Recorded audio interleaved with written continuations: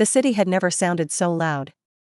Rowan stood just beyond the eastern gates, the late afternoon sun pressing warm against her shoulders, banners snapping overhead like they were impatient too. Everywhere she looked, there were people. Merchants had abandoned their stalls. Children perched on rooftops. Old women clutched prayer beads and murmured gratitude for a war finally won. For 5 years, she had imagined this moment in quieter ways. She had pictured Myung returning under moonlight, slipping into the courtyard before dawn so only she would see him first. Or riding in wounded and furious, collapsing into her arms while she scolded him for being reckless. In every version, his eyes had always searched for her. Always found her. Rowan smoothed her palms over the skirt of her dress, the fabric still stiff with newness. She had chosen pale blue silk, understated but elegant. The color he once said reminded him of early morning skies before a march. Her fingers were still rough from embroidery, tiny pinprick scars dotting the pads of them. 6 months of work lay folded carefully at home, a wedding robe stitched with cranes and clouds, hidden away like a secret promise. She breathed in. Today, it becomes real, she told herself. A shout rippled through the crowd. Horn sounded. The gates creaked open. Rowan's heart leapt so violently it made her dizzy. The first line of soldiers marched through, dust-streaked and proud, armor gleaming where it hadn't been scarred. People screamed Myung's name. Flowers rained down. Rowan craned forward, searching past helmets and banners, past faces she didn't know. Then she saw him. Jang Myung rode at the center, taller than she remembered, broader, his posture rigid with victory. His armor caught the light like fire. He looked carved out of steel and discipline, exactly as the city had painted him in their stories. For a heartbeat, she forgot how to breathe. Then she saw her sister. Seo Yura sat behind him on the horse, nestled close, one hand braced against his shoulder, the other resting unmistakably on her swollen belly. The world tilted. Rowan's first thought was absurd and sharp, that's not possible. Yura hates horses. Myung slowed his mount near the gate. He dismounted first, turning to help Yura down with careful, practiced hands. His touch lingered at her waist. Yura leaned into him, smiling shyly at the crowd, cheeks flushed with something dangerously close to triumph. Rowan waited for him to look up. Any second now, she thought. Any second he'll see me and explain. This is some misunderstanding. Some cruel joke. But Myung didn't look at her. Not until the city steward cleared his throat and gestured toward Rowan like she was a formality that needed addressing. Myung turned. Their eyes met. Something in his gaze slid away, like a door closing. He didn't smile. Seo Rowan, he said, his voice calm, measured, the same tone he used to give orders. We need to be clear. Clear. The word scraped along her spine. He took Yura's hand and faced the crowd. Our engagement was made when we were children. A promise born of convenience, not understanding. I honored it for as long as was reasonable. Rowan felt heat bloom behind her eyes, but she refused to blink. I've outgrown it, he continued. Yura carries my child. She is my priority now. The crowd murmured. Shock, delight, scandal. Rowan heard it all like water rushing in her ears. She looked past him then. To her parents. Her mother's lips were pressed thin, eyes averted. Her father stood rigid, chin lifted, approval etched into every line of his face. They knew. The realization landed heavier than Myung's words. He hadn't blindsided her alone. He'd been backed into this moment by the people who were supposed to stand with her. Rowan stepped forward. She didn't remember deciding to move. Her body simply refused to stay still. Outgrown it, she repeated, her voice carrying farther than she expected. The crowd quieted, drawn to the fracture forming in front of them. That's how you describe 5 years. Myung frowned slightly. This isn't the place.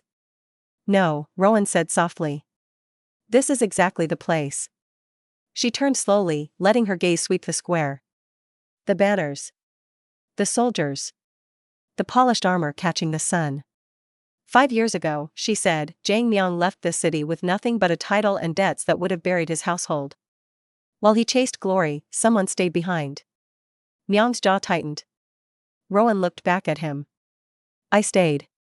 I learned ledgers because your stewards fled. I sold my jewelry to pay your men when the coffers ran dry. I rebuilt contracts you broke with your pride. A ripple moved through the crowd. Whispers sharpened. You see that armor? Rowan lifted her chin toward his chest plate. I paid for the steel. I paid for the craftsman who fitted it to you. I paid for the horse you rode into battle. Every victory you parade today was financed by the woman you're calling a childish mistake. Yura stiffened. Her hand clenched in Myung's sleeve. That's enough, Myung snapped, color rising in his face. You're embarrassing yourself. Rowan laughed. It tore out of her, raw and bright and nothing like the polite sound she'd been taught. Embarrassing myself? I stood in my parents' hall and begged lenders not to seize your lands. I signed documents in your name while bleeding from sewing needles so fine I couldn't feel my fingers. Her voice dropped. I waited. The word hung there, heavy. Myung stepped closer, lowering his voice like he was being merciful. You should leave with dignity. Dignity. Rowan leaned in just enough for him to hear her next words. You wore my patience like armor. Now you're naked without it. She stepped back, straightening, forcing her spine to hold. She would not crumble here. Not for him. I release you, she said clearly. From everything I ever gave you. Myung didn't respond. He only turned, guiding Yura away as if Rowan were already a ghost. The procession resumed. The cheers felt wrong now. Too loud. Too forced. Rowan stood where she was as the crowd slowly thinned, people avoiding her gaze, unsure whether they'd witnessed a tragedy or entertainment. Her mother didn't come to her. Her father followed Myung. By the time the square emptied, the sun had dipped low, shadows stretching long and thin across the stone. Rowan finally let herself breathe. Her hands were shaking. She pressed them together, feeling the familiar ache in her fingers, the memory of work done quietly, faithfully, without praise. For the first time, the truth settled fully into her bones. She had loved a man who only valued what she could provide. And everyone had let her. As the city gates closed behind her, Rowan lifted her chin and walked home alone, unaware that this public ruin was only the opening wound of a far greater reckoning. The city learned how to look at Co. Rowan differently overnight. By morning, her name had been pulled apart and stitched back together into something ugly.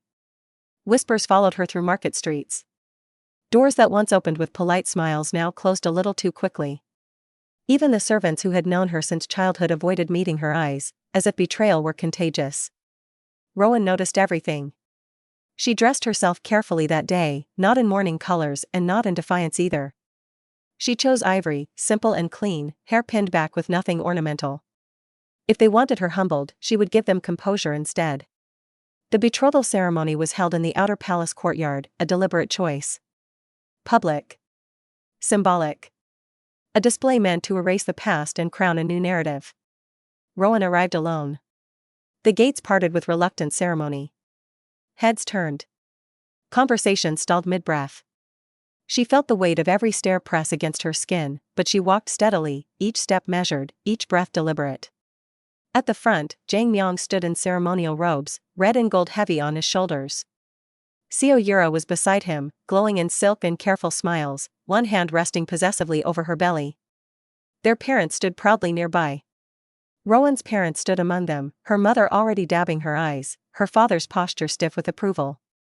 Rowan took her place among the guests. No one greeted her. She didn't expect them to. The ceremony began with music. Slow. Reverent. The kind meant to signal legitimacy. Rowan focused on the sound of it, on the way the notes echoed against stone.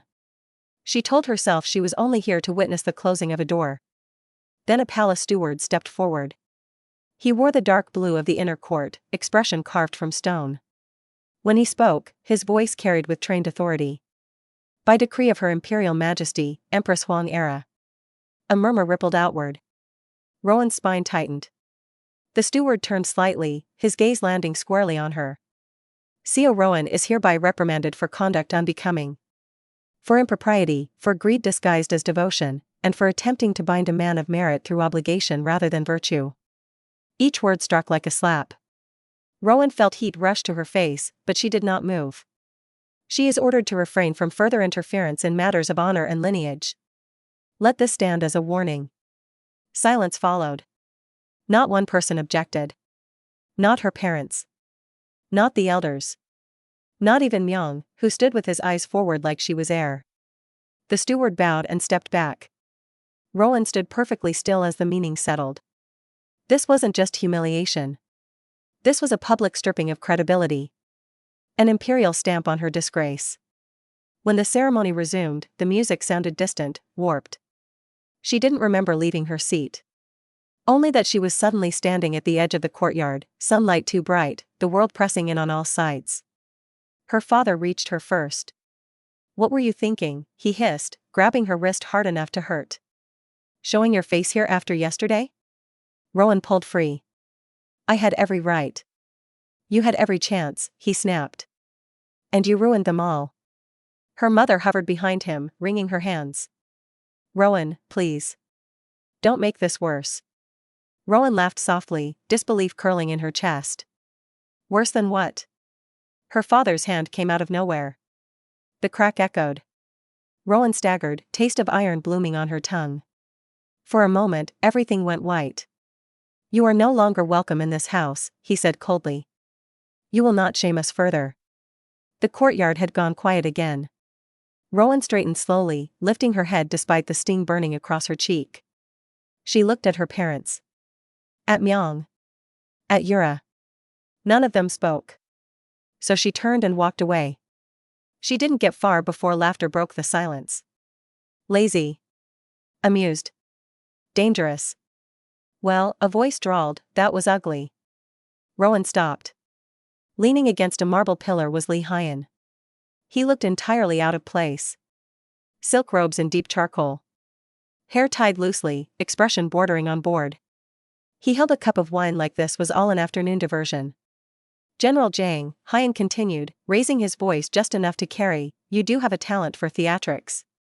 Abandoning a woman who built your empire and blaming her for it. Impressive." Myung stiffened. "Mind your tongue." Hyen smiled. "Or what? You'll betray me too?" A few nobles snorted before catching themselves. Rowan stared at Hyen, stunned. She had known him for years. An arrogant rival. A sharp tongue. A man who watched everything from a distance and never involved himself. Until now. "Ah," Hyen said lightly, finally looking at her. His gaze softened, just a fraction. "You look like you could use an exit." Something inside Rowan snapped. She was tired of being pushed. Of being discarded. Of being quiet. Before she could stop herself, she spoke. "Lee Hyen," she said clearly, every head turning. "Will you marry me?" The courtyard froze. Hyen blinked. Once. His wine cup stilled halfway to his lips. For half a heartbeat, he looked genuinely shocked. Then his mouth curved. "Yes," he said immediately. "I will." Gasps erupted. Yura made a sound like she'd been slapped. Myung turned fully now, fury flashing across his face. Hyen set his cup aside and crossed the distance in 3 unhurried steps. He took Rowan's hand, warm and steady, and lifted it like it already belonged to him. "Allow me to introduce my fiancée," he said, voice smooth and carrying. "Seo Rowan. The woman who kept this city's favorite general afloat while he played hero." Myung lunged forward. "This is a farce." "Is it?" Hyen tilted his head. "Funny. I've never proposed in jest." He glanced at Yura's belly. "Congratulations, Lady Seo. May your husband prove as loyal to you as he was to your sister." Yura flushed crimson. Rowan's pulse thundered, but Hyen's grip never tightened. Never claimed. Just offered support. Hyen leaned down, his voice low enough only she could hear. "If you want me to let go, say it." Rowan swallowed. She didn't. Hyen smiled, sharp and satisfied, then turned and led her away, ignoring the chaos behind them. They didn't stop walking until the palace gates closed. Only then did Rowan's knees threaten to give. "What did I just do?" she whispered. Hyen glanced at her, something unreadable flickering behind his eyes. "You survived." He paused, then added more quietly, "And so did I." Rowan looked at him, really looked this time. At the man who had stepped forward when everyone else stepped back. The future loomed, uncertain and terrifying. But for the first time since the gates had opened yesterday, Rowan felt something like ground beneath her feet. The carriage left the capital before dawn. Rowan sat stiffly on one side of the cushioned bench, hands folded in her lap, eyes fixed on the narrow strip of road visible through the window. The city faded behind them in layers of mist and half-sleeping rooftops, like it was deliberately pretending none of the last 2 days had happened. Across from her, Lee Hyan leaned back with infuriating ease, one ankle resting over his knee, gaze unfocused as if this were any other morning ride. He had changed into travel clothes, dark and unadorned, the silk replaced with sturdy fabric. Without the arrogance of court around him, he looked different. Younger, somehow. Or maybe more honest. Neither of them spoke. Rowan's thoughts ran in circles. Every mile carried her farther from the life she had known and deeper into something she had agreed to without thinking it through. Marriage. To a man she had spent years resenting. A man whose sharp tongue and wealth had always felt like an insult to her quiet diligence. She glanced at him despite herself. Hyan caught the movement and raised a brow. "You're staring." "I'm assessing the damage," Rowan replied, then winced inwardly. Old habits. Deflection. Hyan smiled faintly. "And? I've either ruined my life," she said, honest now, "or postponed the end of it." He considered that. Both can be true. Rowan huffed despite herself. The carriage rattled over uneven stone, then settled into the rhythm of open road. Fields stretched out on either side, dew clinging to tall grass, the sky paling slowly toward blue. They rode in silence again. It wasn't uncomfortable, exactly. Just loaded. Hyan shifted first. "You don't owe me anything," he said, still not looking at her. "What happened in the courtyard was your choice. If you want to annul this farce before we reach Yongjin, say the word." Rowan's fingers tightened. "You called it a proposal. I also called it survival." She looked down at her hands. At the faint scars, the calluses earned in rooms no one praised. "You humiliated Jang Myung." Hyan shrugged. "He humiliated you first. That's not how the world works." "Maybe not," he said. "But it's how I work." Rowan studied him, curiosity threading through her wariness. "Why?" He finally turned to her then, eyes sharp but tired. "Does it matter?" "Yes." Hyan hesitated. For a moment, Rowan thought he wouldn't answer. Then he exhaled slowly, like he was setting something heavy down. "Because I was tired of watching you bleed quietly," he said. The words landed softly and still managed to knock the air from her lungs. Before she could respond, the carriage jolted, hitting a rut hard enough to throw her sideways. She reached out instinctively, fingers brushing Hyan's sleeve. "Sorry," she muttered, pulling back. But something strange happened. Her name on his lips wasn't what echoed. Careful. The word wasn't spoken.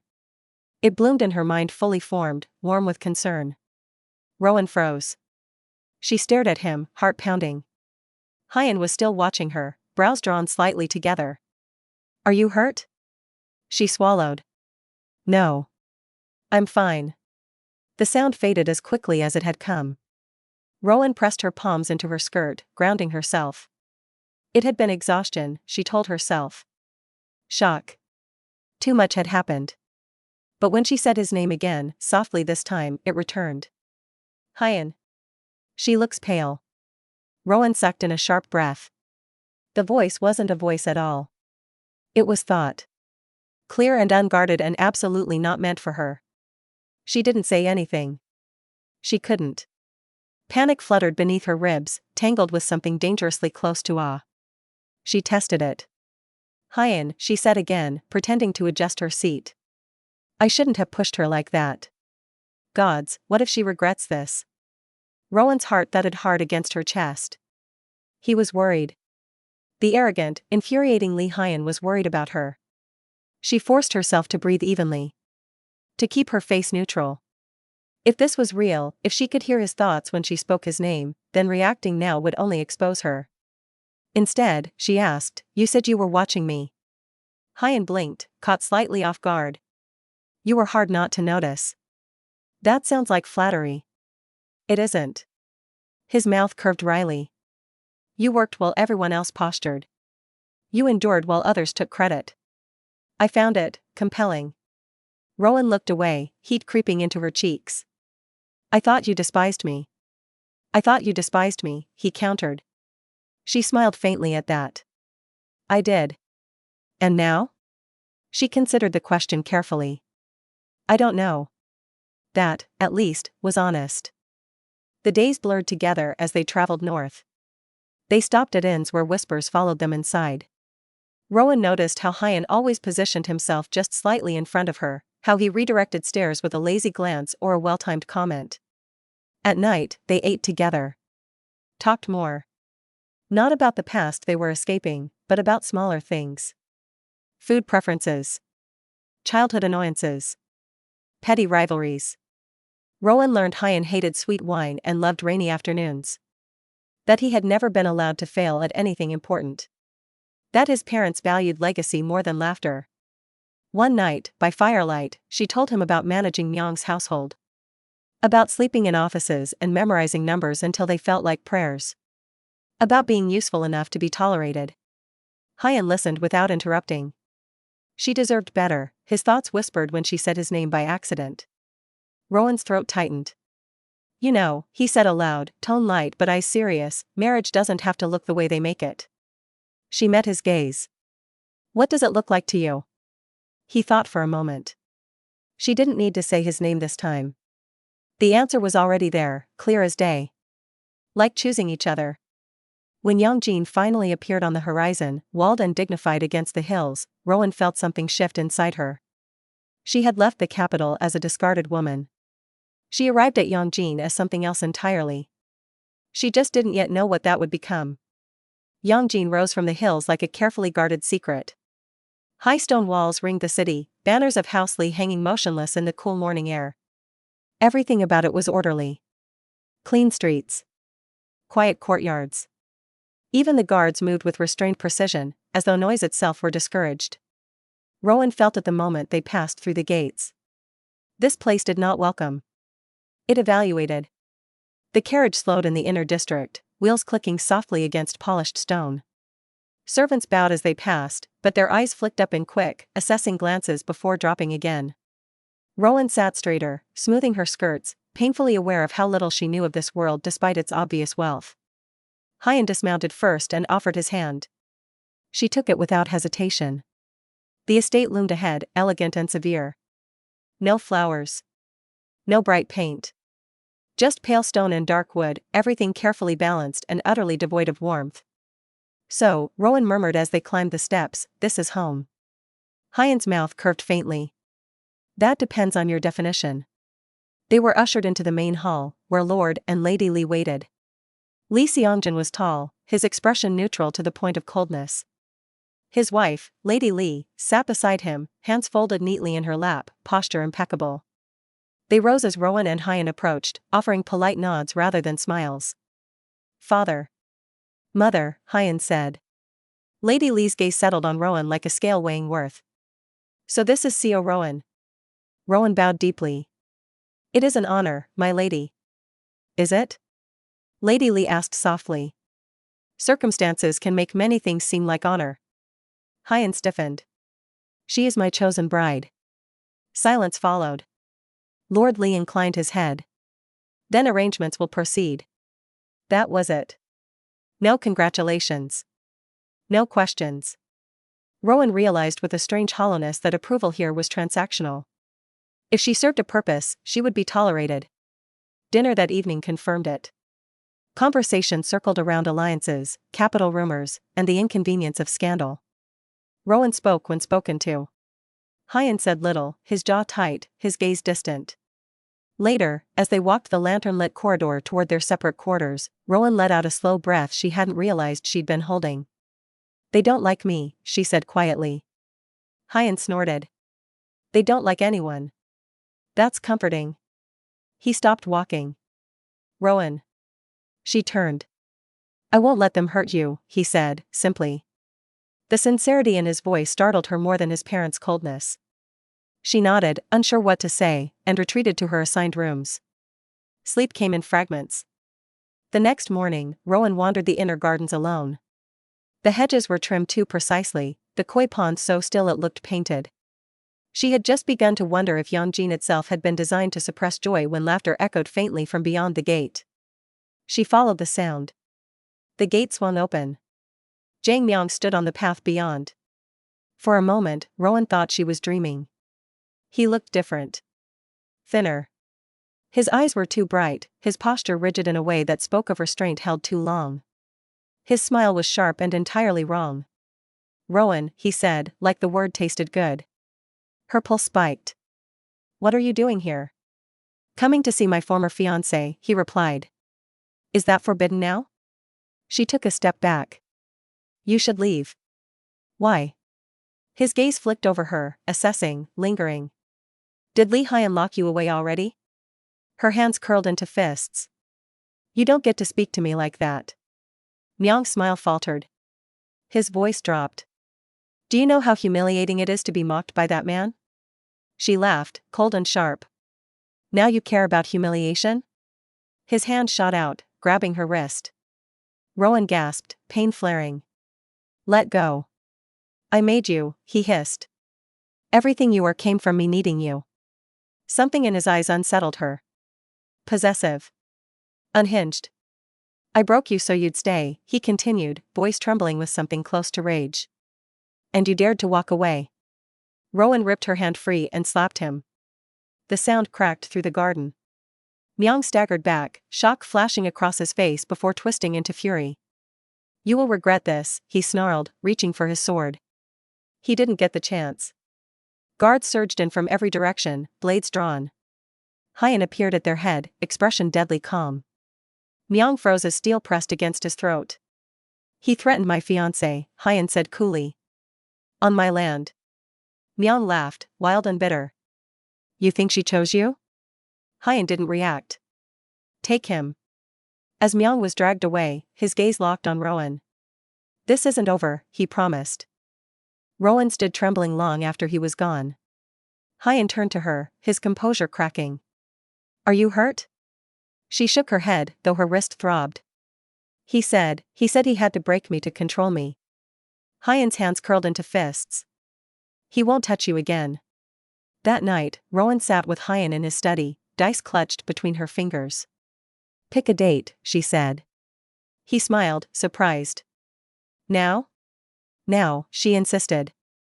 "Before fear gets another say." They rolled the dice together. The numbers decided their wedding day. For the first time since arriving in Yangjin, Rowan laughed freely. She didn't see the shadow watching from beyond the wall. But it was already moving. The first thing Rowan noticed was the smell. Smoke carried strangely in Yangjin. It should have been sharp, immediate. Instead it drifted in slow, almost lazy curls through the open window, faint enough that for a moment she wondered if it was only incense from the lower courtyards. Then the bells began to ring. They weren't ceremonial bells. These were low and urgent, struck in uneven rhythm. Rowan sat up in bed, heart already racing, instinct screaming before her mind caught up. She was pulling on her robe when the door flew open. "Hyun," she breathed, relief and fear tangling instantly. He stood there fully dressed, hair tied back, expression hard and alert. A sword hung at his side. "We're under attack," he said. "Get your shoes. Now." "What kind of attack?" His jaw tightened. "The kind that comes from inside." The corridor outside her chambers was chaos. Servants ran clutching bundles. Guards shouted orders that overlapped and contradicted each other. Somewhere, wood cracked loudly enough to make the walls shudder.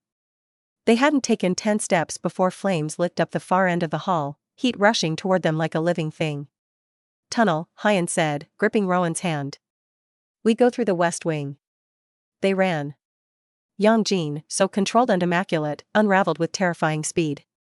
Fire spread along silk hangings and lacquered beams. Smoke clogged Rowan's throat, eyes burning as she stumbled to keep pace with Hyun. They burst into the outer garden just as a section of roof collapsed behind them. Traders opened the inner gates, a guard shouted as they passed. They freed him. Rowan didn't need to ask who. They reached the west wing entrance, a narrow door hidden behind a screen of carved stone. Hyun shoved it open, ushering her inside. The tunnel was dim and cool, carved straight into bedrock. Their footsteps echoed as they descended, the roar of fire fading to a distant, ominous hum.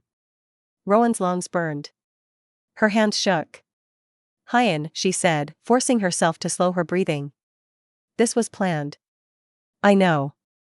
By the capital? Yes. They were halfway down when footsteps echoed ahead. Hyan halted abruptly, pulling Rowan behind him, blade already drawn. A torch flared to life. Lady Lee stepped into its glow. Soot streaked her pale robes. Her hair had come loose, silver threads catching the light. She looked smaller somehow, but her eyes were sharp with something Rowan had never seen there before. Mother, Hyan said, shock cracking his voice. You should be evacuating. Lady Lee shook her head. There's no time. She reached for Hyan's face with trembling fingers, then hesitated, like she wasn't sure she was allowed. I always thought distance was protection, she said quietly. That if I loved you less, you would survive longer. Hyan stared at her, confused. What are you saying? She swallowed. Smoke made her cough. You were never mine. The words struck like a blade. Rowan felt Hyan stiffen beside her. You were entrusted to us, Lady Lee continued. A child wrapped in secrecy and blood. We were told to raise you as our own, to never claim you, to never draw attention. Hyan's voice was barely a whisper. Why? Because if they knew who you were, she said, tears finally breaking free, you would not have lived a year. A distant explosion rocked the tunnel. Dust rained down. They're close, Rowan said urgently. Lady Lee nodded. You must go. Both of you. What about you? Hyan demanded. She smiled sadly. I've run all my life. Let me stay once. She pressed something into Hyan's hand. A small jade seal, warm from her skin.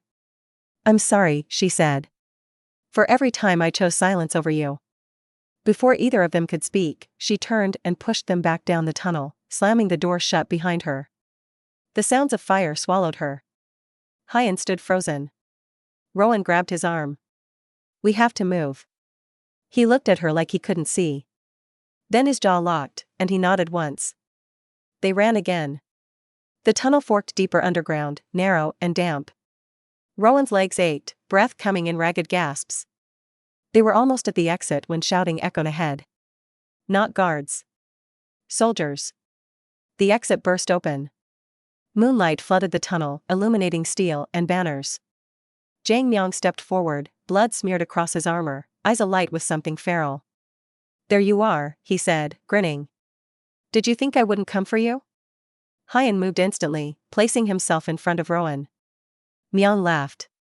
Still pretending you're her savior? Leave, Hyan said coldly. You won't survive this. Myung's gaze slid past him to Rowan. You look thinner. Rowan's fear crystallized into something hard and furious. You burned the city. I freed it, he corrected. From you. He lunged. Steel rang as Hyan met him head-on. The clash was brutal and fast, sparks flying as blades struck. Rowan backed away, heart in her throat, searching desperately for anything she could use. Myung fought like a man who had nothing left to lose. Hyan fought like a man protecting the only thing that mattered. A third soldier rushed Hyan from the side. Rowan didn't think. She grabbed a fallen dagger and drove it into the man's leg. He screamed, collapsing. Myung saw it. His laughter rang wild. Still fighting for others. He feinted left, then slammed his pommel into Hyan's ribs. Hyan staggered, breath knocked from him. No, Rowan cried. Myung turned toward her. This was the moment. She stepped forward and plunged the dagger into his side. The blade sank deep. Myung gasped, shock overtaking his expression. He looked down at the wound, then up at her. You'd kill me? He whispered. Rowan's voice was steady. I already did. You just didn't notice. Hyan surged back, sword raised. Rowan shoved him. Run. What? His eyes were wild. No. They'll overwhelm you, she said urgently. You have to live. Myung laughed weakly as soldiers closed in. She's right. Rowan met Hyan's gaze, every word a wound. You can't save everyone. Save yourself. He shook his head violently. Rowan smiled, soft and fierce. Choose me by surviving. She turned back to Myung and raised her chin. I'll go with you, she said. The soldiers hesitated. Myung wiped blood from his mouth, eyes burning. Bind her. Hyen screamed her name as hands dragged her away. The last thing Rowan saw before darkness swallowed the tunnel was Hyen on his knees, reaching for her, his voice breaking as he shouted her name into the firelit night. And for the first time since this nightmare began, Rowan felt no fear. Only certainty. She had chosen. And so had he. The capital's prison did not smell like rot. That was Rowan's first surprise. It smelled of water and cold stone, of iron dampened by time rather than neglect. The cell they put her in sat below ground level, narrow and dim, with a single barred opening near the ceiling where pale light filtered through like a reluctant concession. They bound her wrists, but not her ankles. An intentional choice. She was a prisoner, not a corpse. Rowan sat on the stone bench and listened to the guard's footsteps fade. Only when silence fully settled did she allow herself to breathe deeply, pressing her back against the wall until the chill seeped through her thin robe. Hyen was alive. She repeated it silently, like a vow. Alive. Running. Gathering forces. She had seen it in Myung's eyes when she said she would go with him. Surprise. Triumph. And beneath it, uncertainty. He thought he'd won. That was good. The first visitors arrived 3 days later. Her mother came first, eyes bright with something between curiosity and satisfaction. Her father followed, stiff-backed as ever. Yura lingered behind them, her hand resting on her belly like a shield. Rowan rose when they entered, spine straight. Well, her father said, looking around the cell with thinly veiled disdain. This is where your choices led you. Rowan smiled faintly. I wondered how long it would take you to come. Her mother scoffed. You always did think yourself clever. Rowan's gaze slid to Yura. How are you? Yura flinched. I'm fine. Good, Rowan said. You should enjoy it while it lasts. The silence sharpened. Her father bristled. What does that mean? Rowan tilted her head. Myung didn't tell you? Yura's breath caught. Tell us what? Rowan hesitated, then let her shoulders sag, as if weary. I suppose he didn't want you to worry. He's been talking about succession plans. About how inconvenient it is to be tied to someone so visible. Yura's face drained of color. Her mother leaned forward. You're lying. Rowan met her gaze steadily. Ask him why he hasn't visited you. Ask him why I'm still alive. They left shaken. Rowan sat back down, pulse racing. Lies were only useful if they sprouted roots. That night, Myung came. He dismissed the guards and entered alone, boots echoing softly against stone. He looked cleaner now, armor replaced with dark robes, his wound neatly bound. He studied her like a curiosity. You're calmer than I expected, he said. Rowan shrugged. Shock fades. He crouched in front of her. You sacrificed yourself for him. I chose myself, she replied. Myung smiled slowly. You always did misunderstand control. You think defiance is freedom. And you think possession is love, Rowan said. We're both disappointed. He laughed. You broke my plans. You broke me first. His gaze sharpened, something intense stirring behind it. You fascinate me, Rowan. The way he said her name made her skin crawl. He stood abruptly. Come. I want to show you something. They led her deeper underground, down spiraling steps slick with moisture. The air grew colder, heavier, until the sound of water echoed around them. The water prison. Chains clinked softly as a cell was illuminated by torchlight. A man hung suspended just above the water's surface, golden hair matted, head bowed. His body bore the marks of torture, skin pale and bruised. Rowan's breath caught. Myung watched her closely. You're Lee Hyen, he said softly. He broke beautifully. Rowan forced herself to stagger forward, hands trembling. Hyen, she whispered. The man didn't move. But Rowan saw it instantly. The slope of the shoulders was wrong. The hands were too broad. The scar at the jawline was unfamiliar. Not him. Relief nearly buckled her knees. She let herself sob. Myung smiled, satisfied. You see? Everyone breaks. Rowan clutched her chest, breath hitching. Let me see him. Please. Myung's expression softened. I knew you'd come around. As they left, Rowan pressed her face into her hands, hiding a smile. That night, she whispered Hyan's name into the darkness, not caring if anyone heard. She's alive, his thoughts echoed faintly in her mind, like a promise carried on the tide. Rowan lay back on the cold stone, heart racing. The game had begun. The capital dressed itself in red. Banners unfurled from palace balconies. Silk lanterns were lit even in daylight, their color too vivid, too deliberate. The city buzzed with a feverish energy that made Rowan's skin prickle. This wasn't celebration. It was performance. They bathed her and dressed her without ceremony. The wedding robe was heavy, layers of crimson silk embroidered with phoenixes that felt more like chains than blessings.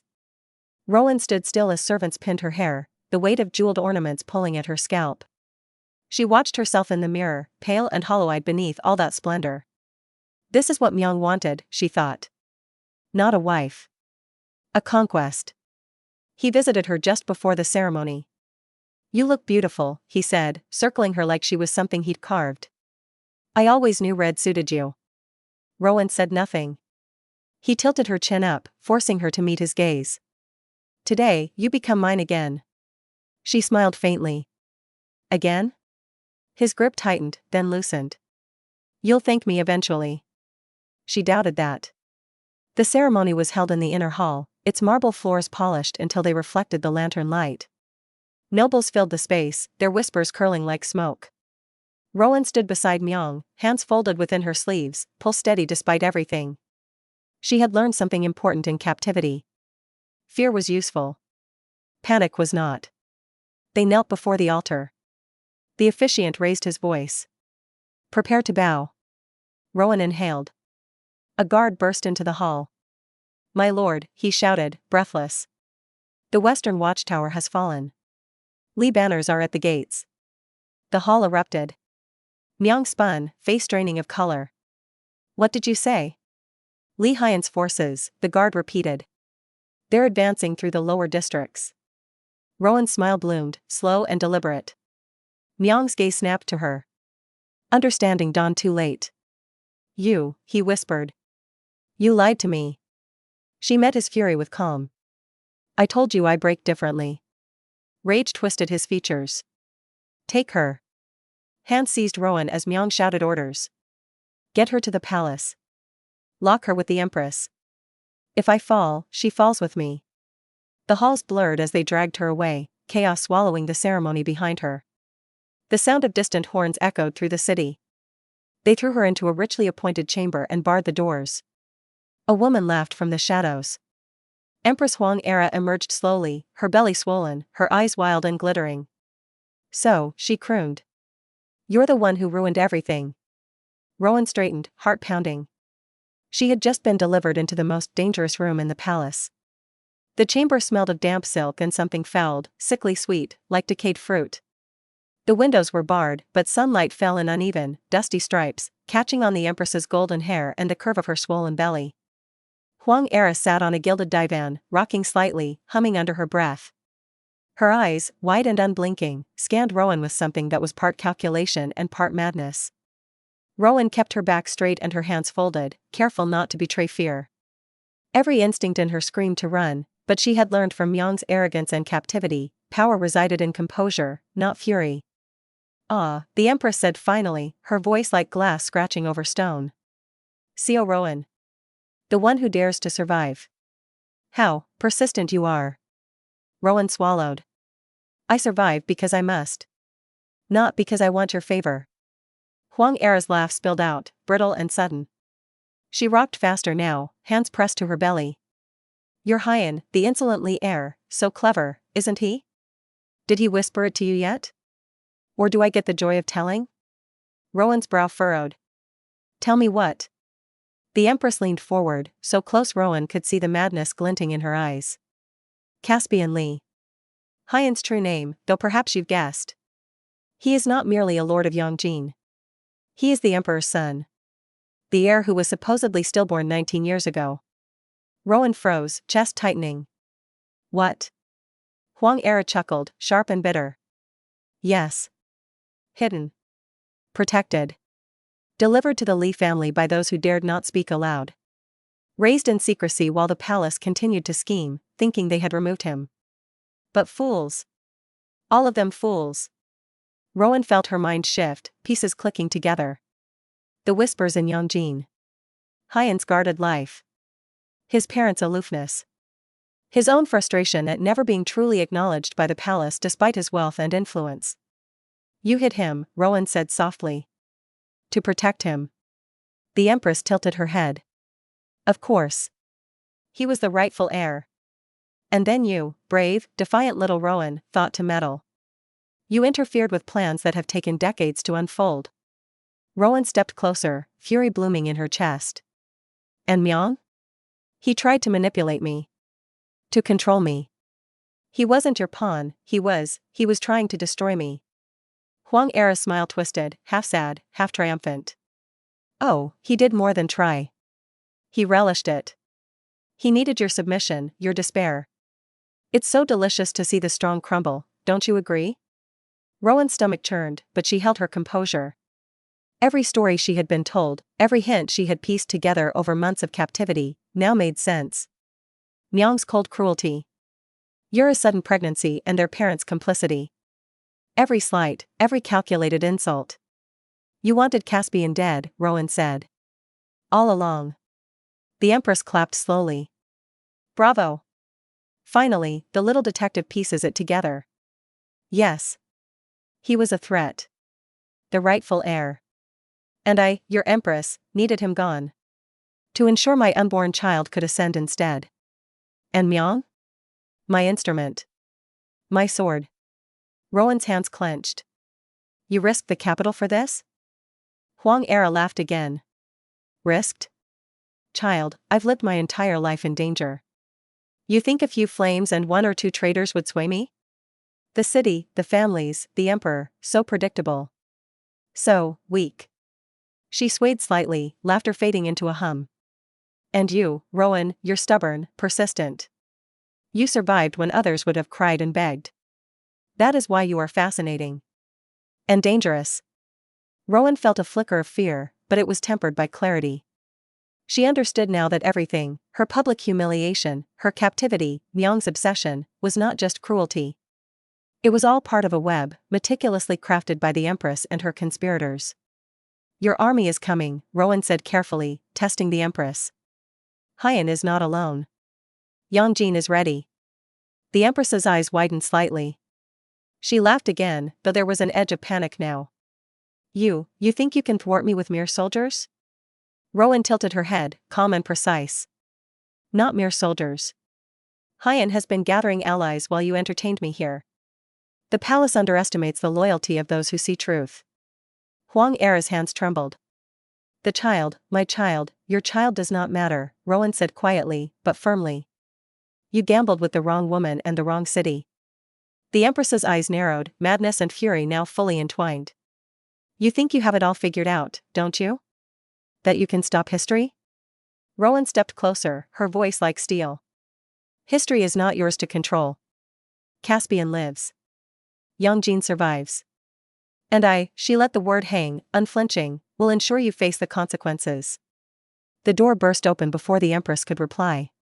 Soldiers poured in, banners of the Li family waving, voices raised in battle cries. Rowan stepped back, letting the chaos enter. Huang Era screamed, furious, realizing too late that Rowan had orchestrated this moment. Every move, every deception in the water prison, every lie to Myung had bought time, delayed him, allowed Hyan to amass an army capable of storming the palace. Rowan moved with purpose now, her mind clear, heart steady. She didn't just survive. She acted. The Empress shrieked as guards tried to hold her back, but Rowan had already begun directing soldiers, securing paths, guiding allies through corridors once filled with mirrors and whispers. Every step was deliberate, a strategy born from months of captivity and observation.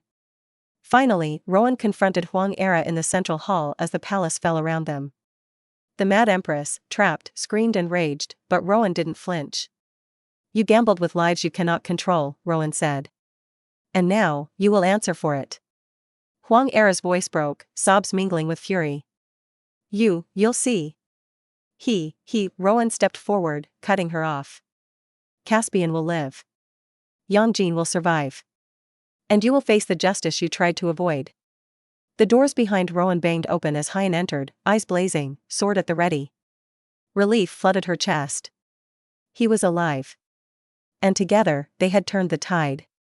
The palace, once a symbol of oppression and control, had become their battlefield, and Rowan had finally revealed herself not just as a survivor, but as a force to be reckoned with. The city gates thundered under the march of Li banners. Rowan stood atop the palace balcony, the wind whipping her hair, the red silk of her robe clinging damply to her skin. Smoke still lingered in the streets, remnants of Myong's last desperate attack, but the soldiers behind her and the cries from the gates made one thing clear: the tide had turned.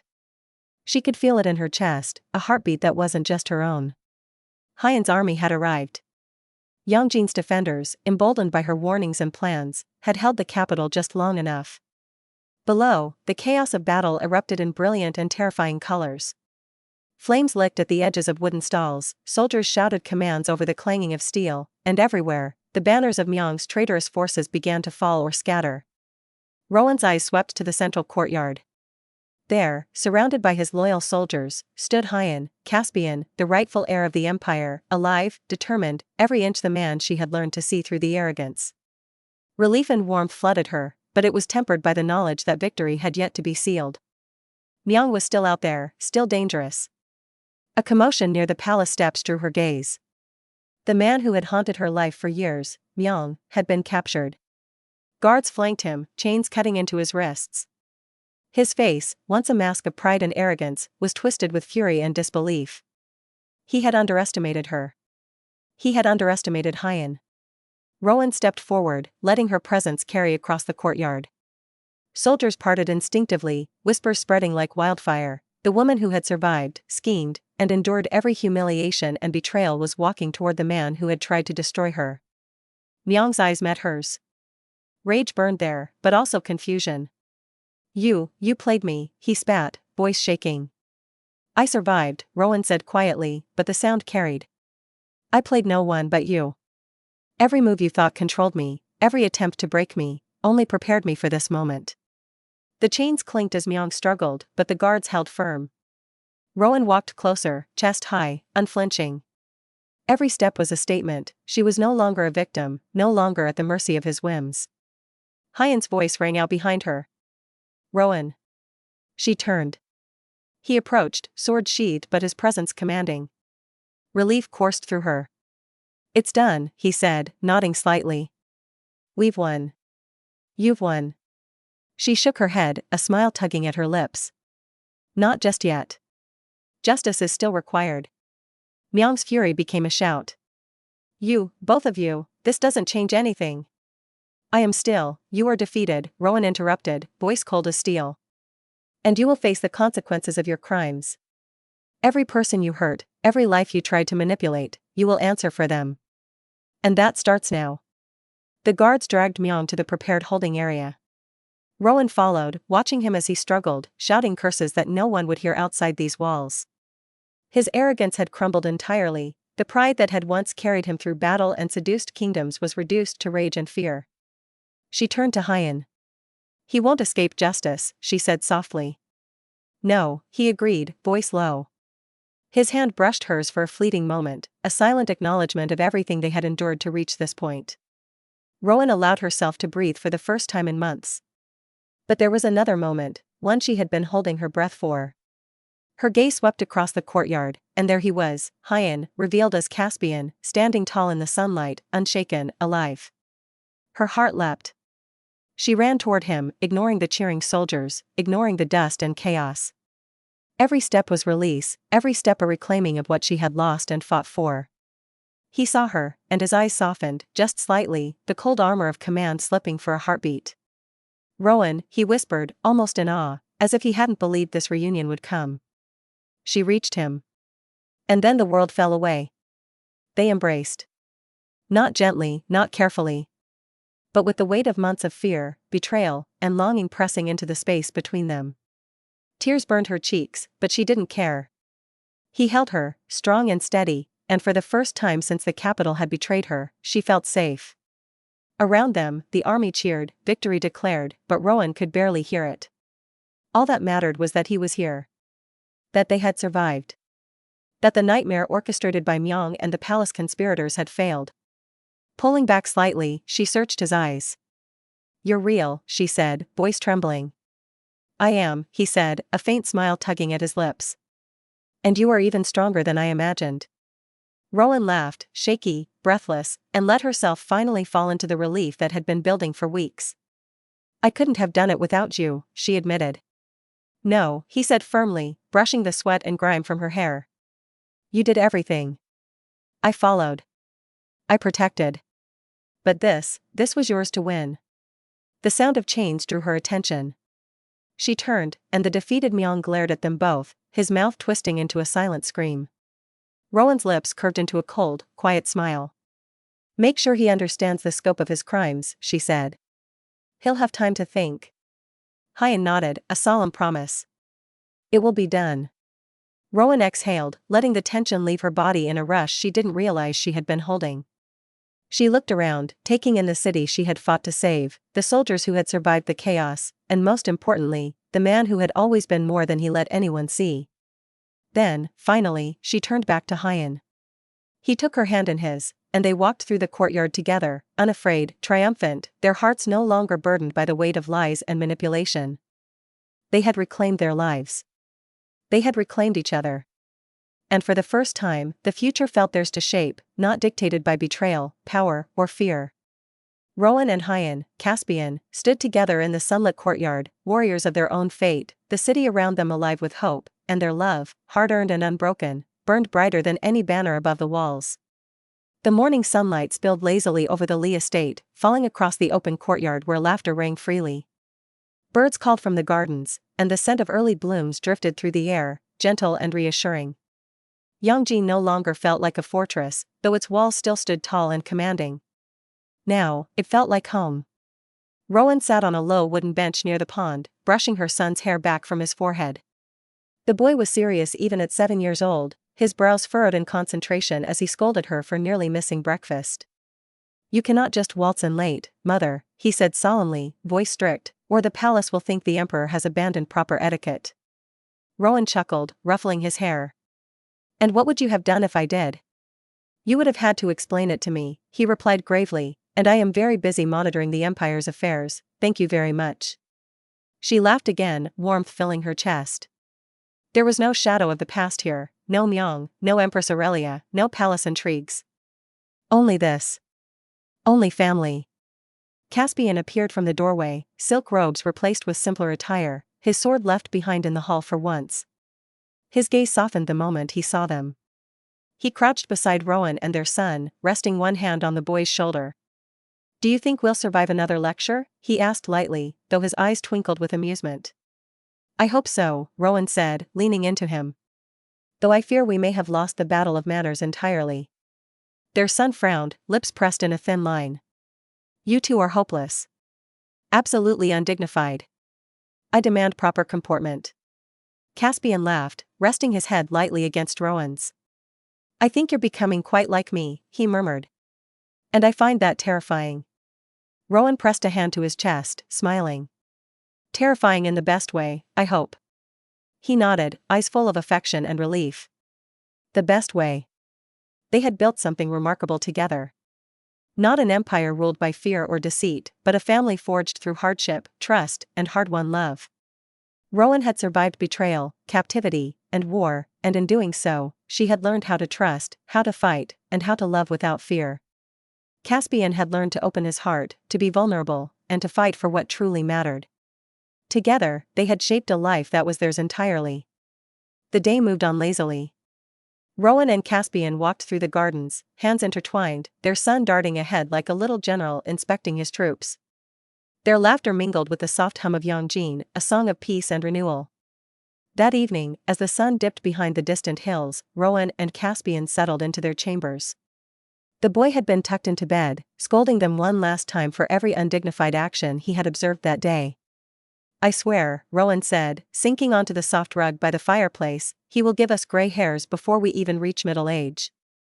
Caspian sat beside her, brushing a strand of hair behind her ear. And yet, he said softly, I cannot imagine life without him. Or you.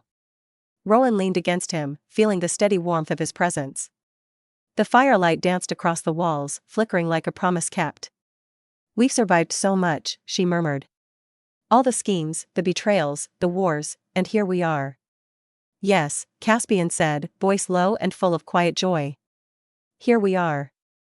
And I would endure it all again, if it meant this. He gestured between them, encompassing the warmth, the love, the home they had fought for. Rowan smiled, letting the tension of years dissolve in that simple, perfect moment. Then let us live quietly, and love fiercely, she said. They leaned together, watching the flickering flames. Outside, Yongjin hummed softly in the night.